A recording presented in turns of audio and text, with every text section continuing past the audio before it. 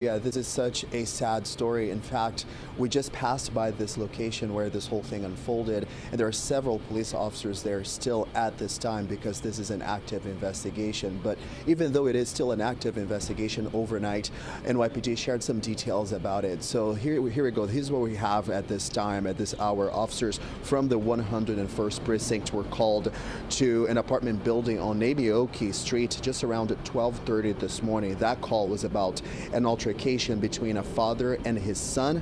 When officers arrived at that location, they spoke with the parents of a 29-year-old man and went into the building looking for him. They looked through his apartment, but they couldn't find him. And as they made their way out of that apartment, they saw the man in the hallway with a box cutter. Father and son then started arguing once again, and it all escalated from there. Take a listen.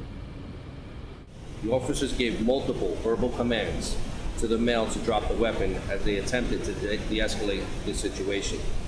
The male did not comply with the demands to drop the weapon. At this point, the 29-year-old male, still armed with a box cutter, charged at the officers.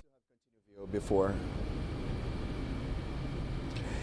Yeah, and that's when the officers used a taser. One of them used a taser, which they say wasn't enough to contain the man. So another police officer shot at him as he allegedly continued to charge at the officers. The video you're looking at right now shows the suspect being taken into custody and transported to Jamaica Hospital. Moments later, he was pronounced dead. The officers involved in this incident were also evaluated at the hospital, but they are expected to be okay, thankfully. Now, this case is being investigated by the Force Investigation Division, which is standard procedure every time there is a shooting involving a police officer. That's the latest here in Far Rockaway, Queens this morning. I'm Giovanni Diaz, Pix 11 News.